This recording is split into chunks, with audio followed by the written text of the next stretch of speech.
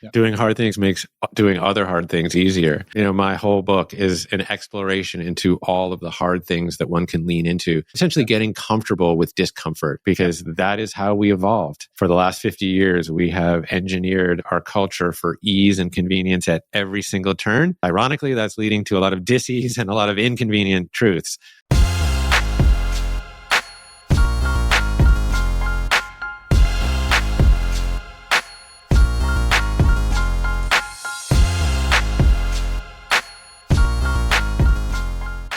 All right, you're listening to Hawk Talk. I'm here today with Jeff Krasno. How are you? I'm good, Eric. Great to be with you. Thanks for having me on. Absolutely. So I assume, you're in the delivery room, day you're born, you come out and you just immediately insist on leading everyone in a group meditation. Like that's how this started, right? Yeah, that's exactly how it happened. You nailed it. Day one. But yeah, so talk to me, where are you originally from? Yeah, well, it was 1970, so there's probably a bunch of people meditating in that room. Yep. Certainly my mother did her whole Lamaze breathing techniques, so there you go. I was born in Chicago, but that has very little bearing on my upbringing, actually. I had an incredibly peripatetic youth.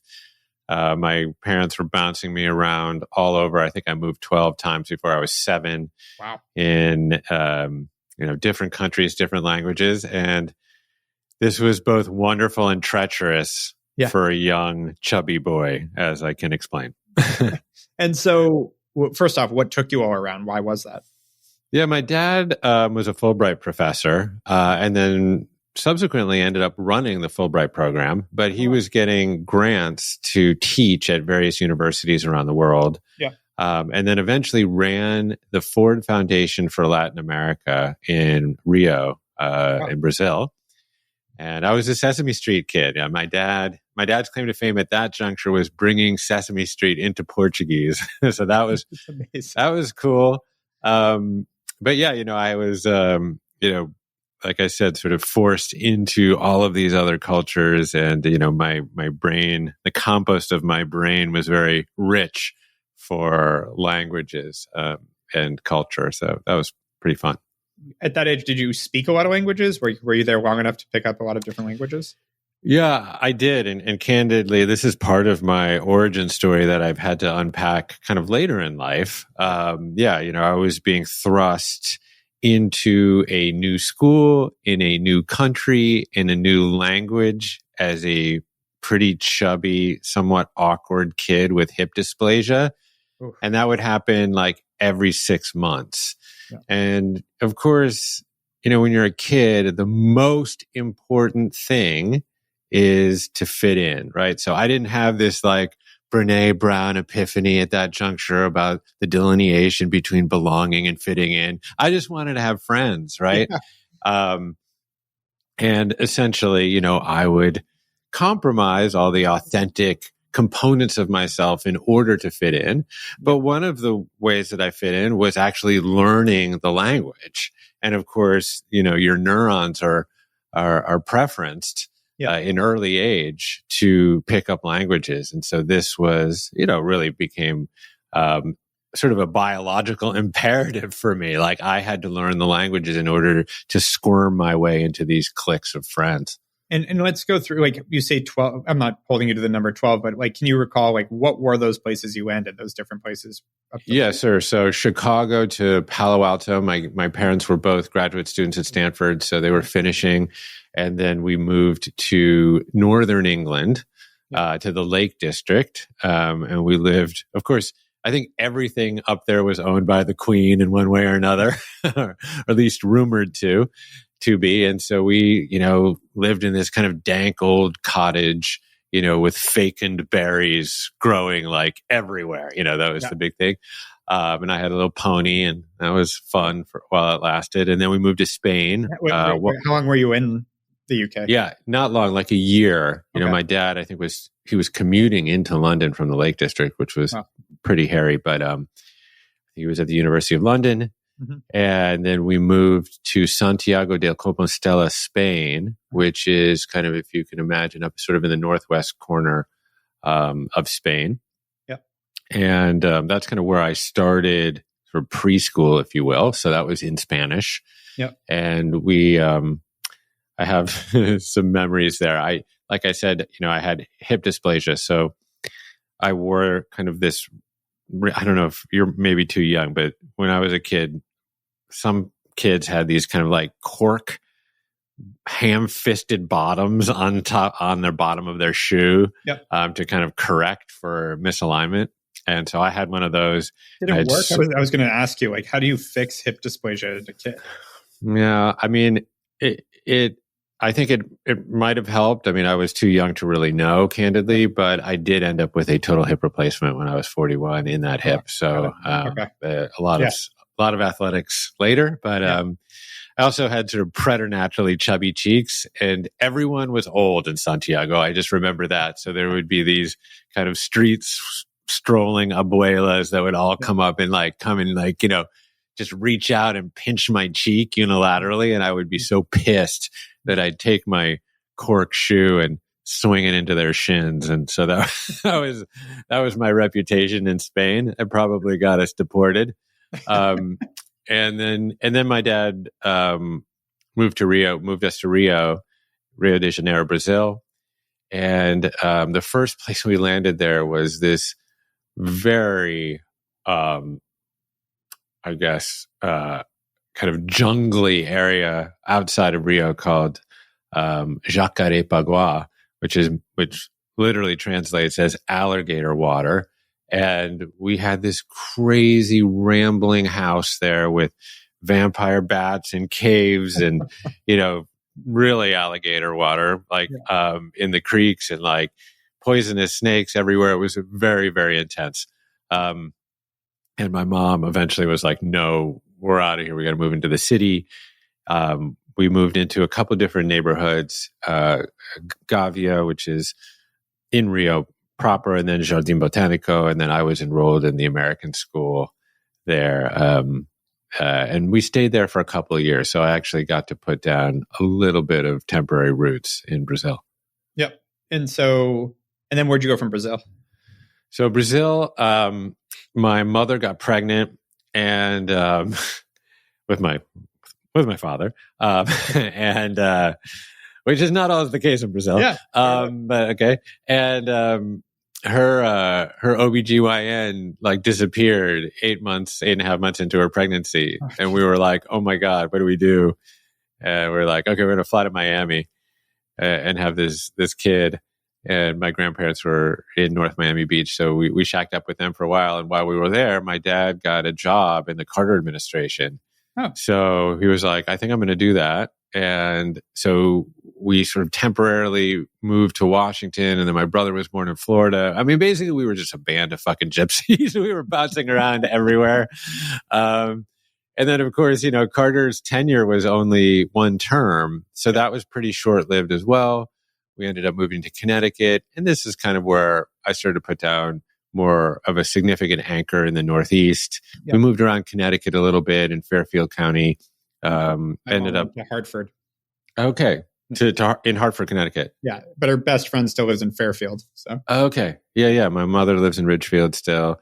My wife's family is sort of a legendary family from West Hartford. Her grandfather was the mayor of West Hartford. Oh, cool. Anyways. And then I got shipped off to a kind of religious coat and tie boarding school in the Northeast. Chapel twice a week, classes on Saturday kind of deal, coat and tie. Very much against my will. But what caused that? I mean, they'd traveled all over the world with you. Why send you to boarding school at that point? They were just really unhappy with the public school system that was offered in the town that we lived in. Candidly, I wasn't probably flexing my full intellectual muscles in that environment. Yeah. And, there was also some family dynamics that they wanted to protect me from. My parents ended up getting divorced right when I left for school. Yeah. And that was sort of unbeknownst to me when I was enrolled, but then it became viscerally apparent in my life that was going to be a big change. And I was at Hotchkiss, which is a very traditional boarding school in the Northeast, right out of a movie depiction, essentially, of what a boarding school one might imagine a boarding school looking like. Uh-huh. And after 3 years sequestered up there, of course, this is a time with no internet, no phones, no cable TV, no nothing. I mean, you are just isolated.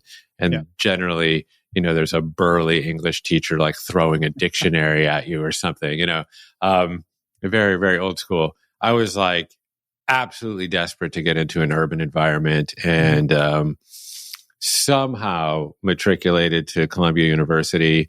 And I say somehow because I was not an epic student. I was a good writer, but didn't always apply myself. I guess I would just say that wasn't always reflected in the marks on my report card. Same here. Really quick question though, like during all this time, did you have things that you gravitated towards that you're like, maybe, like every kid has that, I'll be this when I grow up. Like what kind of things were that while you were traveling around, while you were, finding your way?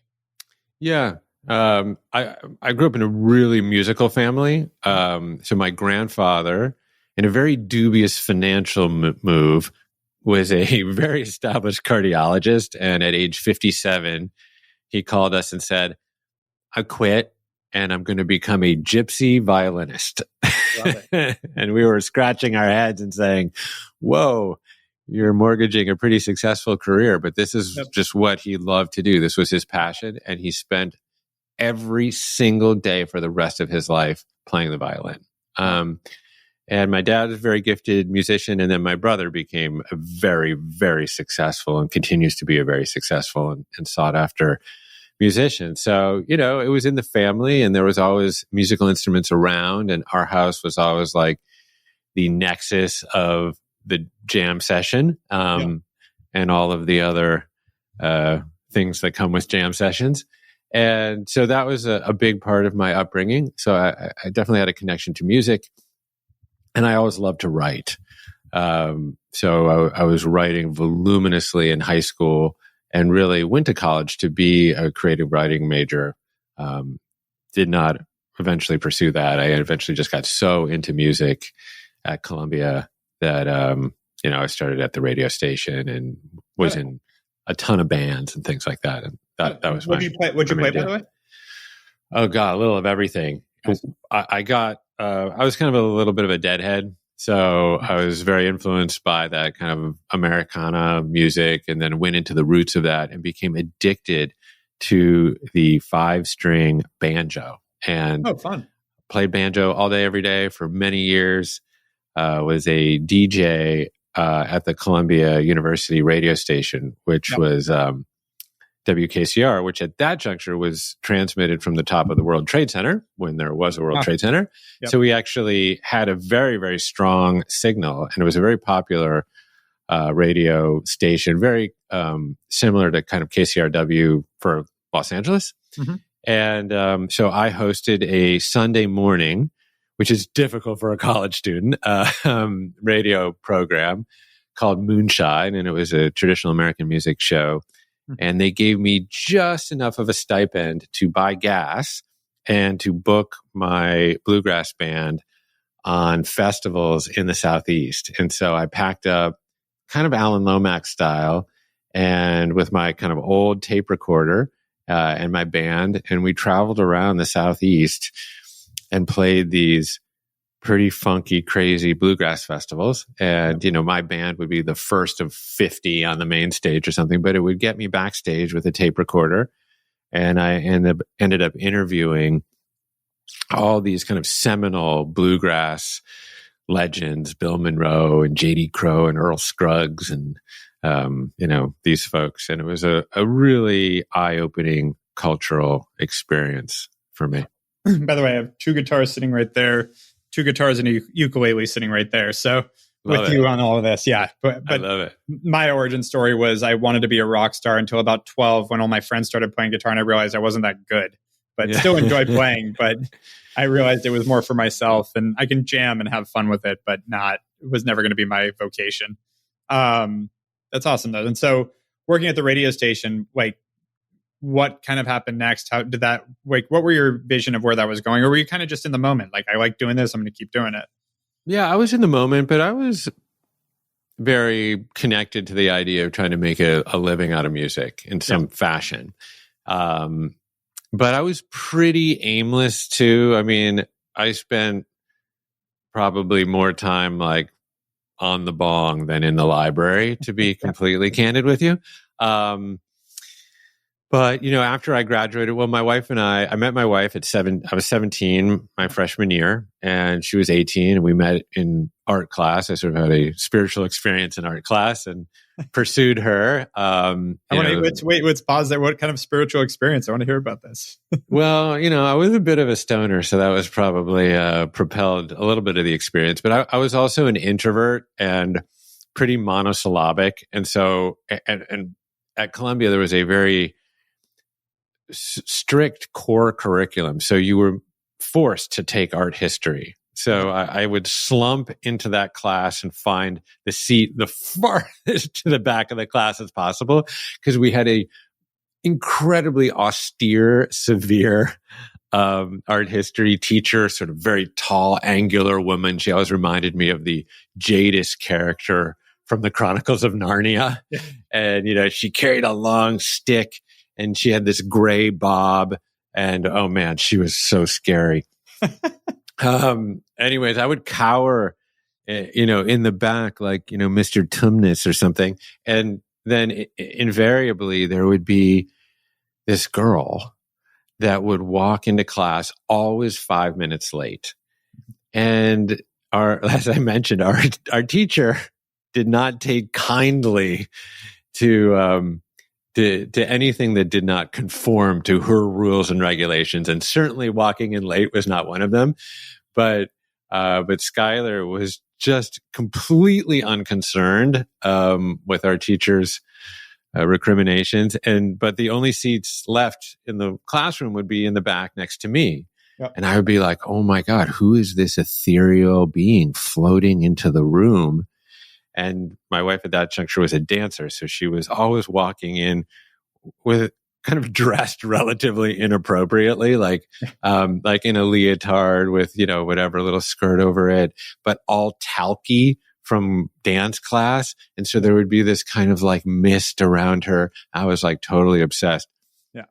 She'd always sit next to me, and every class she'd reach into her bag and take out a grapefruit and sort of claw it open from the top, and it would release this sort of aerosol perfume of grapefruit juice that just put me in like a total trance. And then, how much do you still love grapefruit? I love it. It's my favorite. The olfactory, we underappreciate the olfactory. Exactly. I associate grapefruit with excitement and lust and passion. Yep. Totally. Yep.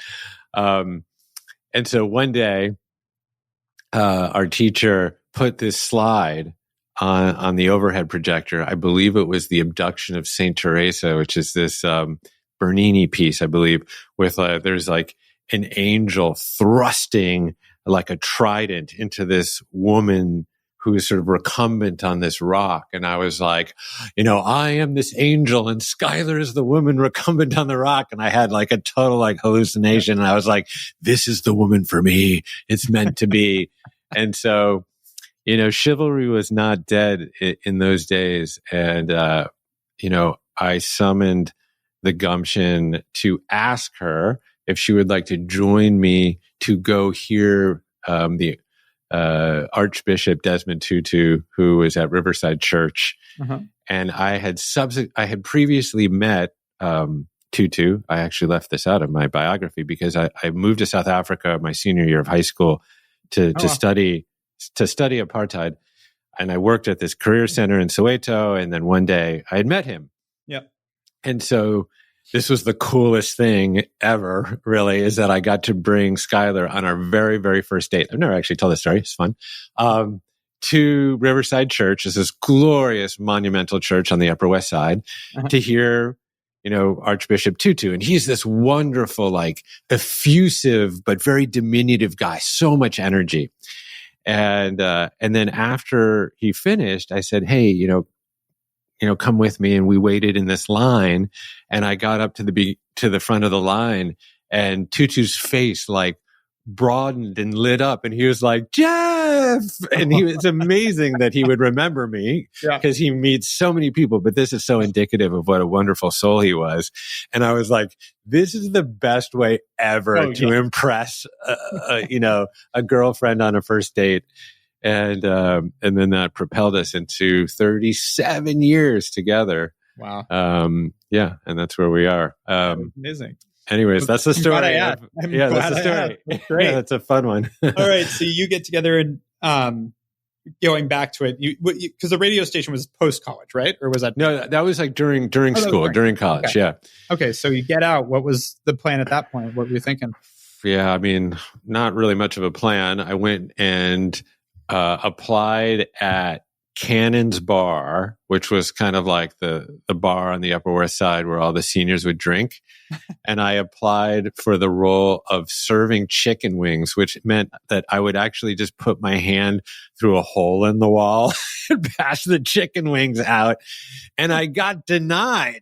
I did not get the job. Qualified? No. And I was like, oh my God, this Ivy League degree is worth zero. Yeah. The only job I ever didn't get that I applied for was to be a busboy at Claim Jumpers in Tucson, Arizona. So I'm with you on that. It's like, what? What? Wait, yeah. And they took one look at me and they're like, you're going to last about 3 days in the hole. I'm like, yeah, probably. Yeah. So I got a job working at Chesky Records, which was an independent jazz label as an intern. I think they might have paid me $4 or $5 an hour at that juncture if I was lucky. But I soon became the smartest intern because this indie record label was run by two brothers, Norman and David Chesky. Norman was the business mind. David was the creative mind. And Norman had a sort of intercom system that went through the office. This was in Midtown Manhattan. And he would get on the intercom and he would say, send me in one of the smarter interns. So I guess I was nominated for that, which gave me the great privilege of getting Norman's turkey sandwich. And he ordered the same exact turkey sandwich from the corner deli every day, but he insisted upon giving me the same meticulous directions every day. Yeah. So I would skitter into his opulent office and he would, delineate exactly how he wanted it. And then kind of as I left, and he would say, just a little honey mustard. Same deal every day. But part of my job at Chesky was bringing master tapes, old like 2-inch tape, which is how before the digital age, how we used to do it, back and forth between Chesky and RCA Records. RCA was really just down the block. They still had these unbelievable live recording studios that were like airport hangars. They were incredible. And I got to assist in the last session they ever had in those old legendary 41st Street studios.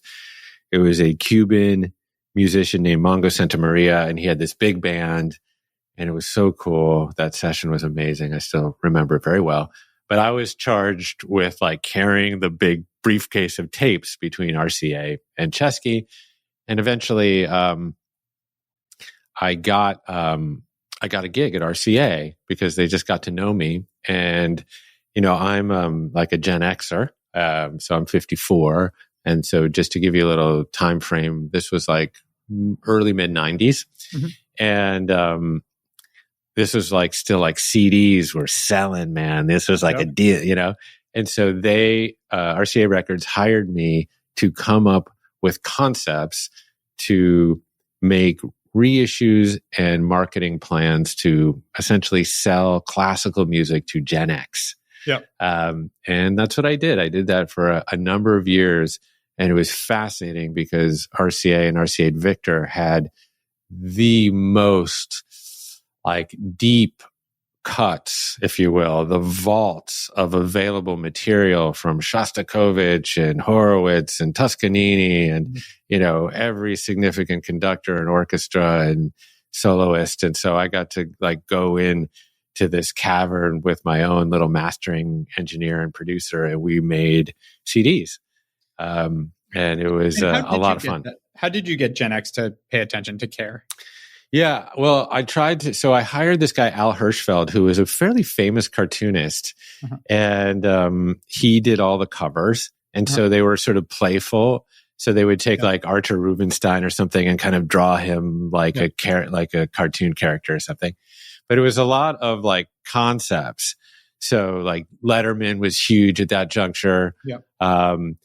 So I remember coming up with one concept called like late night classics, and it was like Mozart's Eine kleine Nachtmusik. It was like corny, right? But then Hirschfeld would draw Dave Letterman on the cover, and because RCA owned all the material, they could sell these CDs for like $7 or $8 and put them on end caps.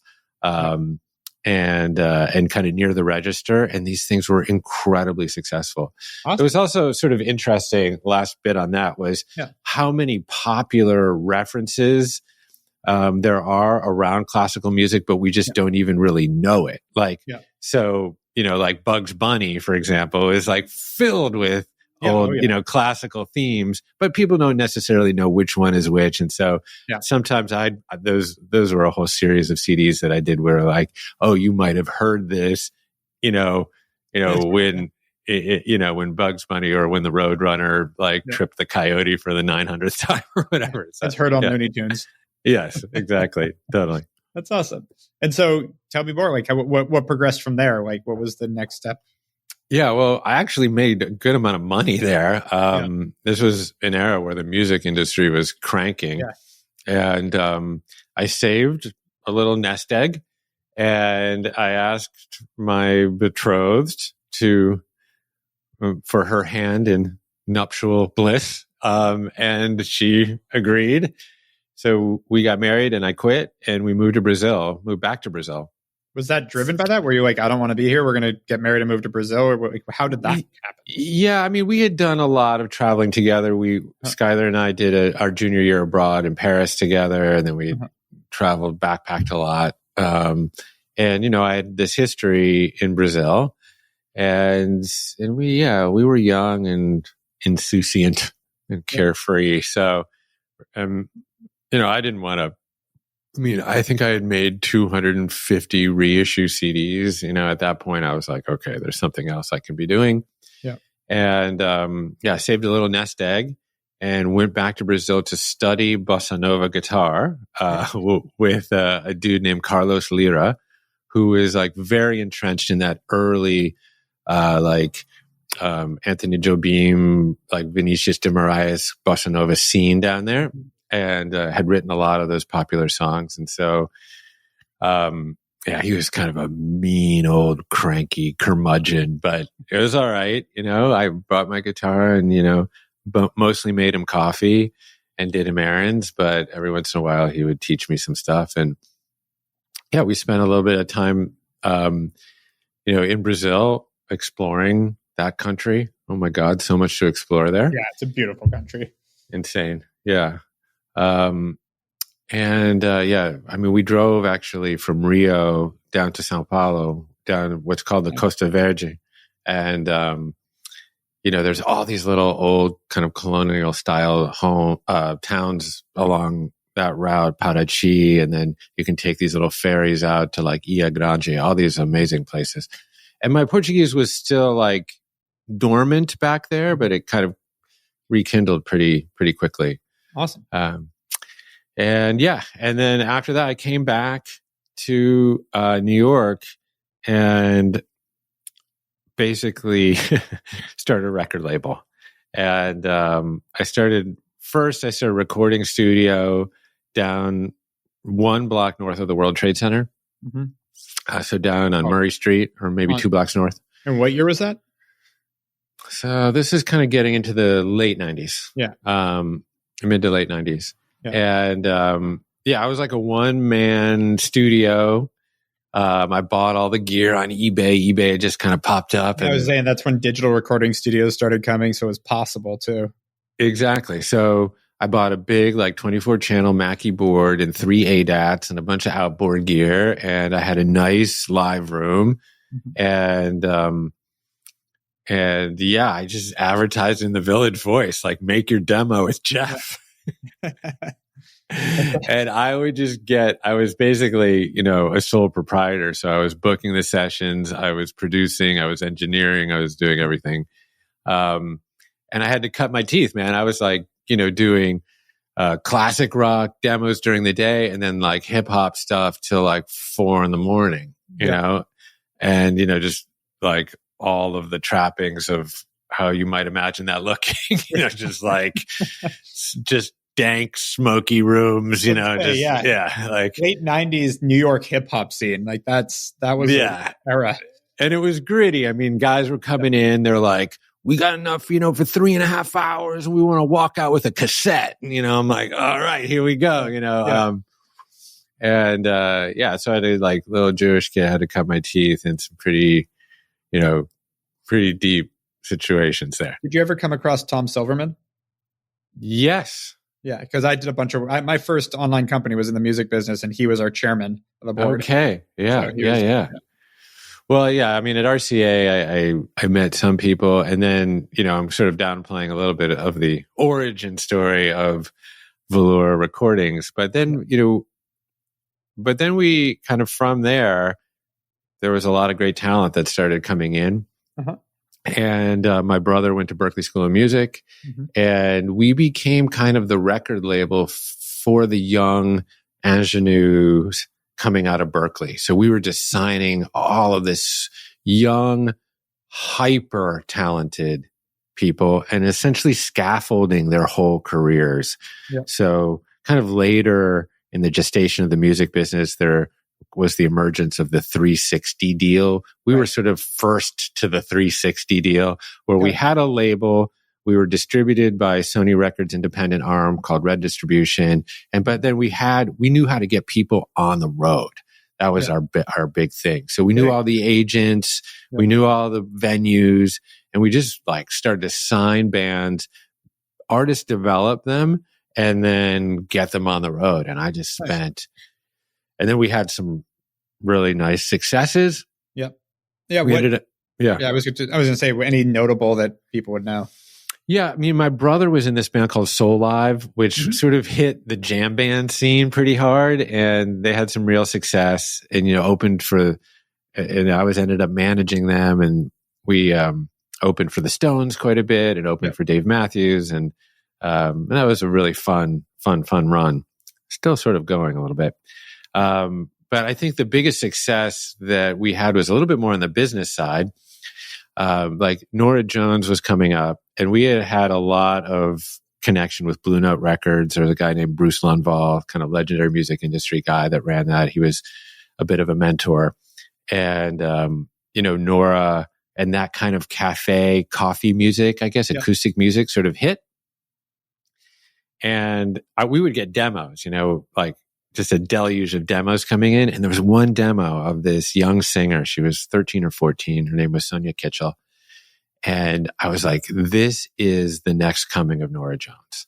Mm-hmm. And I went up to see her. She was 14, and I saw her in Great Barrington, Massachusetts, at this little club called Club Helsinki. She sat with me afterwards, and she had like 400 songs that she'd written. I'm like, this is prodigious. What is going on? And I said to myself, this needs to be played in every Starbucks in America. And so I went to Seattle and literally from the bottom up started to meet everyone that I possibly could that worked at Starbucks from like literally the barista up. Yeah. And to the point where all of a sudden, I was sitting in the room with the Starbucks executives, and they said, okay, we want to do a joint venture with your label around artist development. Wow. And at this juncture, I again, you're a little bit on the young side to remember this, but, the music industry was going through these very, very significant tribulations. It was just it was like hollowing out, and there was like total panic. Yeah. And I went into the music industry in 2009. So I was, again, always liked music. I built a digital recording studio when I was in 8th grade. So I was always into it. yeah. I ancillarily watched it and then watched the aftermath a little bit starting in 2009. So totally get it. Yeah, it self-corrected a little bit, but at the beginning, they were operating just out of fear and scarcity, candidly. They were just trying to shut everything down. Yep. And the great hope was pinned on Starbucks, right? And these kind of alternative music distribution places, because Starbucks could put a CD, right next to the register. Yeah. So when you're, checking out for your, triple latte or whatever, you could impulse buy this record that was also playing overhead, and there was how many, I can't remember. I used to know, but 10,000 units or something like that. So it's everywhere. Yeah. And so this was candidly, just as an entrepreneur, one of my, biggest wins and a great lesson for me, which was, it was a lot of grit. I went from that dude who was sort of passing out flyers on the corner, check out my band, to sitting in the executive offices at Starbucks doing a very, very large joint venture deal that kind of floated our business for a whole number of years. And a couple questions on that. One, what was the timeline it took from meeting the barista at Starbucks, as you said, in Seattle, to actually getting into that room? How long did that take you? Yeah, it was, the whole gestation process was not quick, but it was 9 months to a year to the time I started to the time I inked that deal. And of course I knew some people that were placed in Starbucks that weren't just, frothing oat milk. But yeah, still it was a circuitous path. And there was, every major label was vying for that same, but that's what deal. The second question is, why you guys, when they could have easily asked any label, and I'm sure the deal would have been done? Yeah, I think they really liked, first of all, they really liked the music that we were making. So that was number one. Yeah. But I think they really began to see themselves as tastemakers, as sort of kingmakers, if you will. Yeah. I'm sorry. I don't know why when I say some stuff, my Siri goes on. Maybe it's tastemaker. Anyhow. And so they really liked this idea that, we were a very reputable outfit that was doing very good work, but we were also kind of had our finger on the pulse in a way that a major label is not going to have, because a major label is not going to put out a record from an unknown artist. Right. But what they were really the idea that their imprimatur, they had sort of some kind of cultural imprimatur, and so, and I really helped to sell them on that idea. So yeah, it was a good couple of years, because, they would buy, we'd get an order for 100,000 CDs, one way, non-returnable, cash on the barrelhead. That was unheard of. Yeah. In those days. And yeah, it was a good run.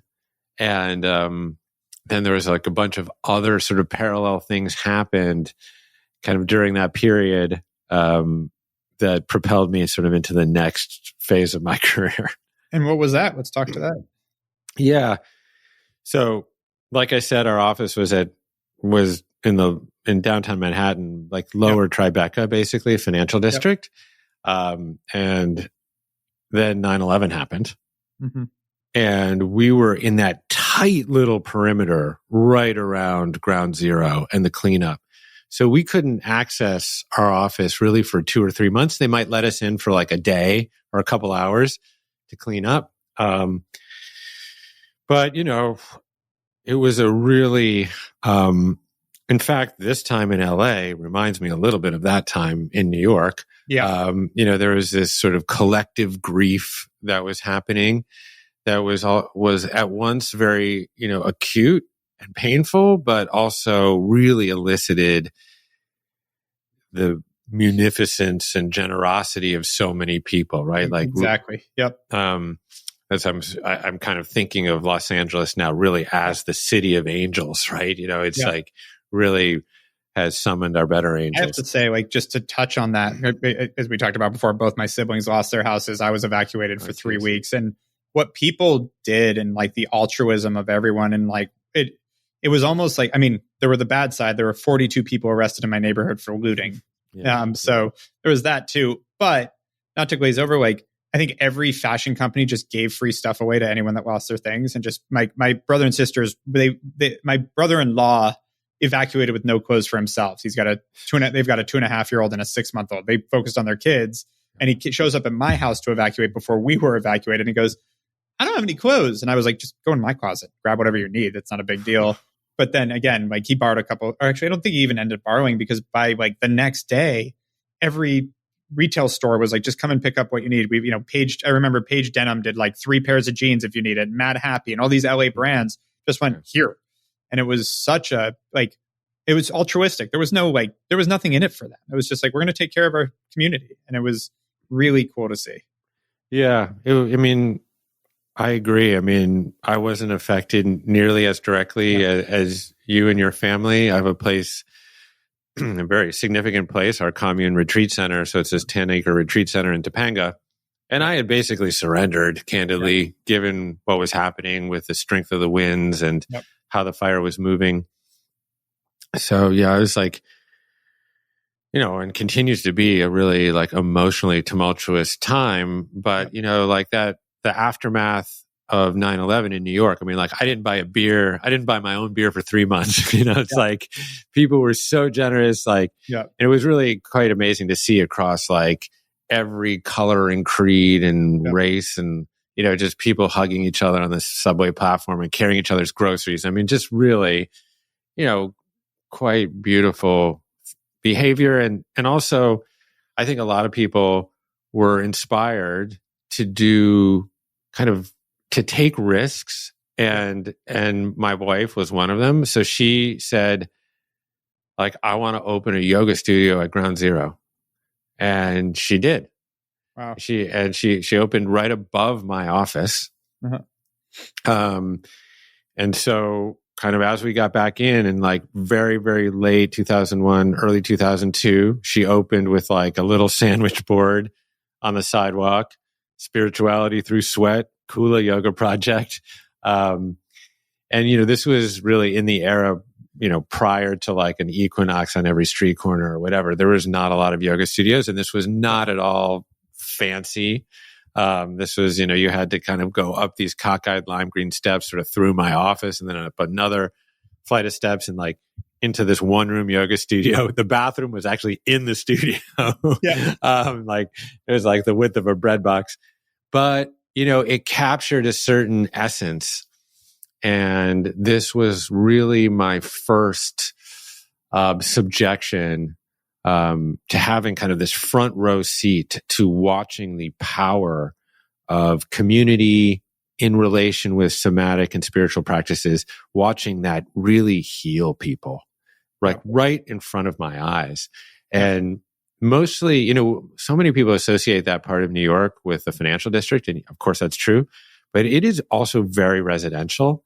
And, flocks of mostly women, candidly, would come up into that studio and they'd hit the mat and they'd sweat. And I would kind of be sitting out in this little vestibule outside of it.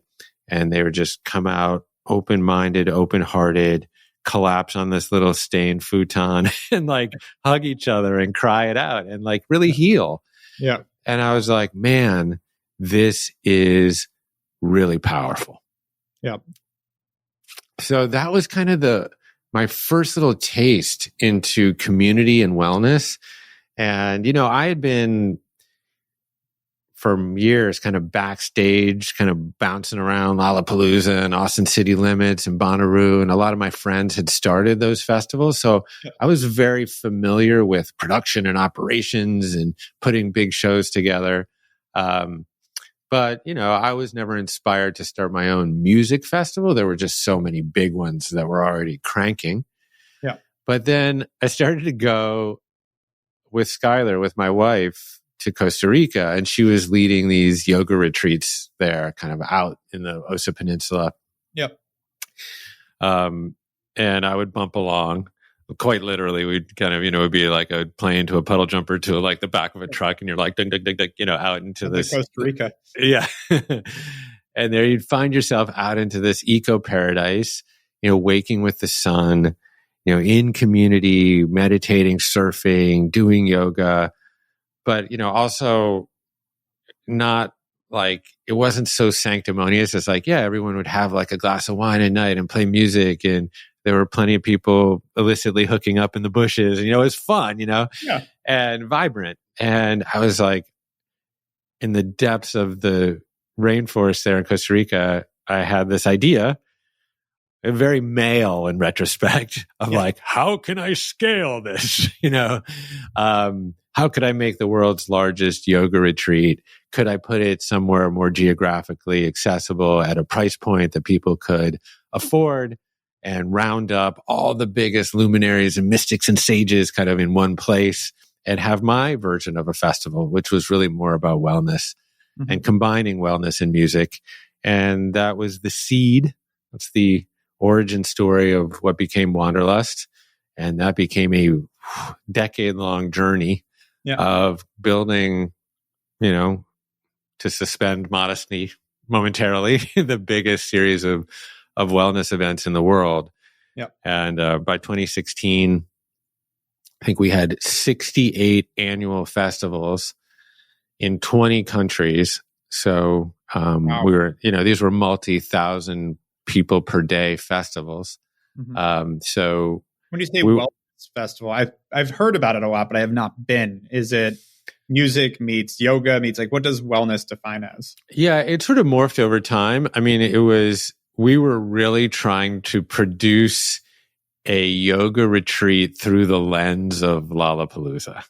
Okay. So if you could imagine like building big stages, tents, vendors, exhibitors, creating that sort of environment, but generally in places of natural grandiosity, or grandeur, I would say.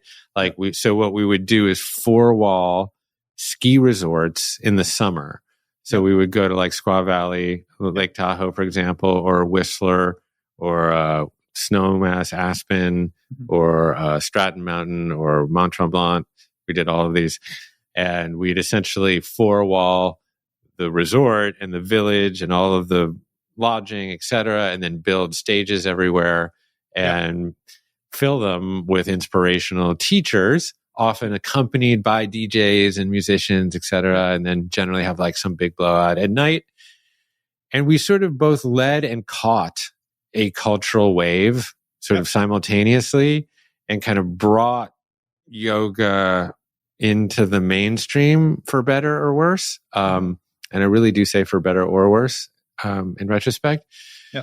But we were combining the things that were kind of honestly quite natural to our own life, like, biodynamic farming. We like that. And organic wine. We also like that. And, organic food. Yeah, we're making that. And yoga, that makes sense. And we listen to music. Let's just bundle all that up together and make a festival. We thought it was really obvious, but when we launched it, it was not obvious at all. It was took a lot of explaining.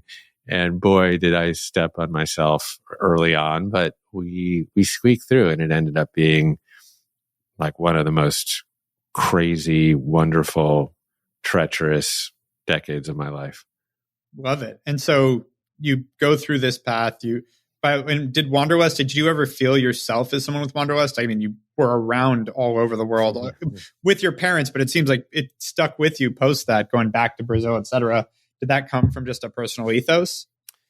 Yeah, to some degree. I was also trying to put my thumb on a brand name that wasn't like a sort of mawkish, yoga-ish, wellnessy thing. I was trying to sort of modernize the concept and the ethos and the look and feel, and sort of Wanderlust had the more literal translation of the sort of innate desire to travel, but mirrored by an equally strong, intense desire to go inward and explore oneself or whatever, so working on that metaphor. And it was just a great word, and it wasn't in the zeitgeist, and I somehow could get the trademark and the URL, and we just built this thing everywhere, man. It was crazy.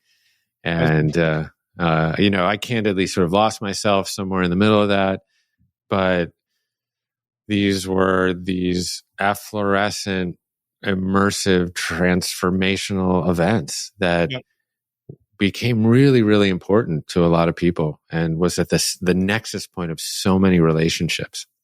And you're speaking a lot of it as past tense. So what ended up happening is I think you said 2016 was kind of that was like the apex, and along that way, in the kind of early teens, we were just getting so much incoming investment interest. I mean, basically, yoga was having a moment, right? If you remember that, if you haven't blocked it out, and people would just essentially Google yoga, and then we would come up, and we would just get private equity inquiries all the time. Yeah, and then we started to, and we were just babies. I mean, we didn't know what the hell we were doing. Yeah. But we were we just started this thing, total reflection of the heart, no business plan, no intention to sell, nothing like that. Didn't even know what a cap table was, whatever, nothing. And then it was trial by fire. We were like, okay, well, this sounds interesting. Yeah, this private equity firm is going to value us at 25 million and drop 20 million into us. I mean, I'm sure, let's do that. Sounds good. Don't read the fine print. I don't want to read no fine print there. No. And so about $45 million in terms of, incoming investment, essentially we were forced to sell the company. And at that juncture, I had lost all my rights as CEO and founder. Of course, this is an old tale, but often one that one has to learn on their own. Yeah. And so I sort of had I wouldn't say completely acrimonious exit. In the end, I did fine. And candidly, it was incredibly lucky to get forced into this sale, because fast forward to 2020, the company essentially was, transmuted into sawdust. So I got out in 2018 and did fine. Of course, I did have founderitis at that. I mean, I really thought, Eric, that they were going to wheel me out at 96 onto the stage of Wanderlust and I'd be like, oh, still the CEO of Wanderlust. Here I am, Yeah. No, it's common. I think to build something great, you kind of have to get your identity tied up into it, because you've got to be fully committed. And so when and if there's a time to start separating, it's definitely difficult for a lot of people. Yeah. Well, for founders who are so viscerally, soulfully attached to what they've created, I think it's very, very difficult. And, I have 3 daughters. My girls were essentially grew up inside of Wanderlust. I mean, it really just felt like our home, our extended home, that we would just move around from place to place. We had 170 employees and two different kind of rotating groups of 8 semis crisscrossing the country. And I mean, it was intense, man. And so it felt like we were just moving a giant family around. And then all of a sudden to kind of have it end was very, very difficult. And it spiraled me into a significant depression.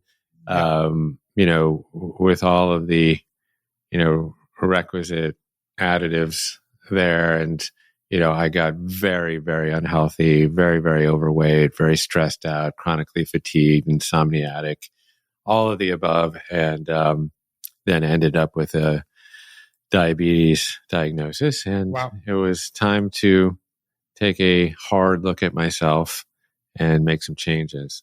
Mm-hmm. And so what were those changes? What did you do?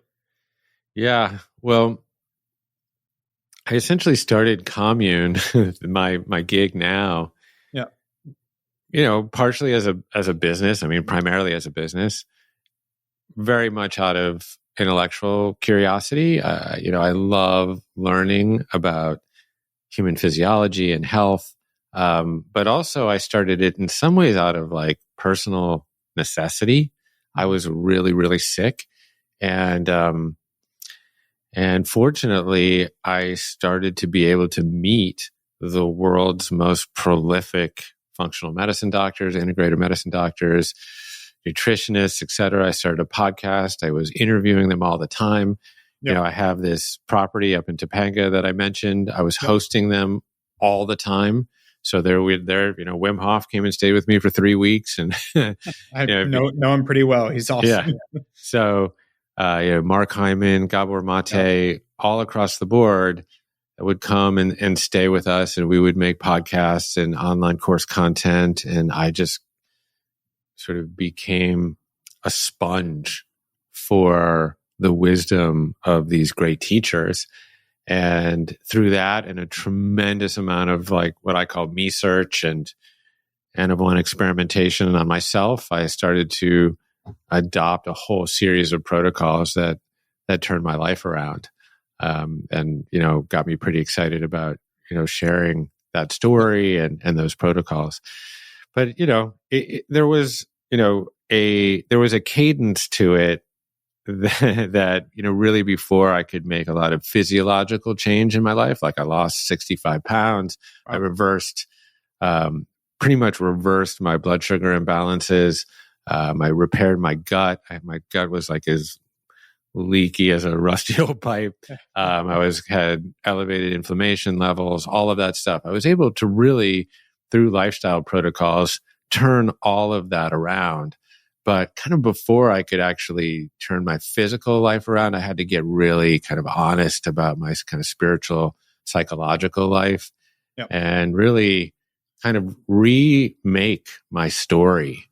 Because as I described kind of earlier in our conversation, I was that fat kid that would do anything to fit in. And that sort of yielded an incessant people pleaser. And I went through decades of my life essentially pleasing everyone and everything that came my way. And connected to that is always putting your self-worth kind of in the eyes or through the eyes of others and never through your own eyes. And that's the story I told myself about myself for decades, that I was just this kid that would never be liked and do anything to fit in. And that essentially my fate was written in the stars of my genetics. And I had, this thrifty gene that was great in the Ukraine during a famine, but not so good on Jew, it. By the way. Okay, nice. I'm also a Ukrainian Jew. There you go. Nice. Yeah. Odessa, right here. Kiev for us. Nice. So last couple of questions for you. Number one, what's next? Yeah. So I built this wonderful company called Commune, and I built it so differently than I built Wanderlust. I really applied all my Taoist studies to kind of leadership principles, very, very decentralized decision making, really understood that kind of manifesting my own dream, central to that was actually making my dream the dream of others. Yep. And that has been so liberating because I don't have to make every decision. In fact, there's some days where I'm like, I get no emails from my team. I'm like, what's going on? I'm still here. I'm still here. They're like, we don't need you. You just muck things up. So it's been wonderful that it's given me a lot of creative space. It gives me a lot of opportunity to learn and to associate with other brilliant people, interview them, et cetera. And then I've really leaned into my writing again. And I have a new book coming out really soon, March 25th, about my health transformation. And what's it called? It's called Good Stress. So it's the health benefits of doing hard things. Big component of that. I've been watching Andrew Huberman's talk about that. And I forgot what the part of your brain is that, like, the more you deal with things that are hard, the more you can handle stress. That's right. Yeah. Doing hard things makes doing other hard things easier. Exactly. And, my whole book is an exploration into all of the hard things that one can lean into, essentially getting comfortable with discomfort, because that is how we evolved. And for the last 50 years, we have engineered our culture for ease and convenience at every single turn. Yep. And ironically, that's leading to a lot of dis-ease and a lot of inconvenient truths. So I'm all about leaning in. Yeah. I love that you're putting a book out. I talk to people a lot about that. It's the reason we talked before recording about running marathons and triathlons and doing things that are hard. I hate running long distance. It's boring and hard, and I'm not, but I know that, like, I literally, while I'm running, I will think about, if I push through this, then when I'm dealing with that work stress or that life stress, I'm going to be used to pushing through. And it's so important in that sense. It's 100%, Eric. That's totally it, man. It's like, that's why I do my ice plunge every morning. Yes, I do it for the metabolic benefits and for the protracted dopamine release and all those physiological reasons.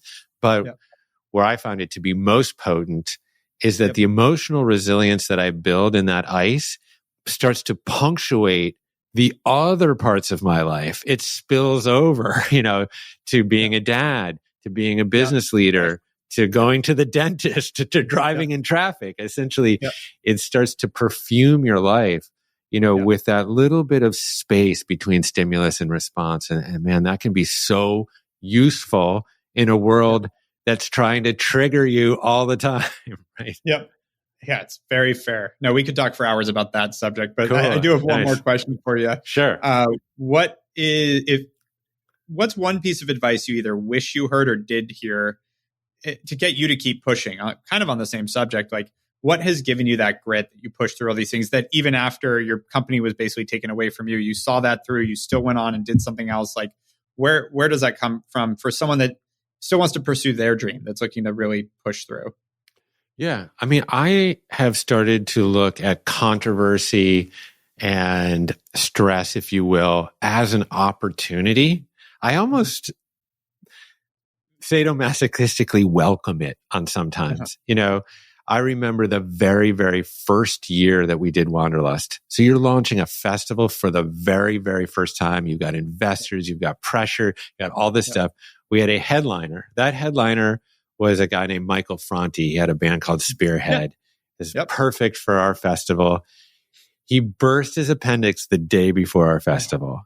I remember his manager calling me. He goes, "Kras, are you sitting down?" He's like, "I don't want to hear that. I don't want to hear that phrase." And so he canceled. And what, of course, happens there is that, you have this rush of epinephrine, this bottom-up involuntary response, just like you've run into a rattlesnake on the path or just like you've jumped into an ice bath or whatever. It's an adaptive response that's there for your biological imperative to survive, but we experience it in times of stress. And what can we do there? Well, we can give into it and remain chronically stressed and mortgage our ability to make rational thoughts and to be compassionate and love the people around us and find opportunity. I think that's where most of us live right now. We live in this kind of amygdala hijacked, sympathetic nervous system overload where we're kind of like this all the time. We're like clenched up. And there is a whole another way to approach that stress. And we really just need to build up the tools through physiological and psychological training to emotionally regulate. Health, if health could be boiled down to one singular concept, it's this. It's our ability to find balance, to move back to homeostasis, right? And we're wired for that. We just need to sometimes lean into the practices that enhances our capability to move back to the center. Yep. Could not agree more. Well, Jeff, this has been amazing. Thank you so much for coming on Hawk Talk. Yeah, I loved it. I loved it, man. Thank you so much, Eric.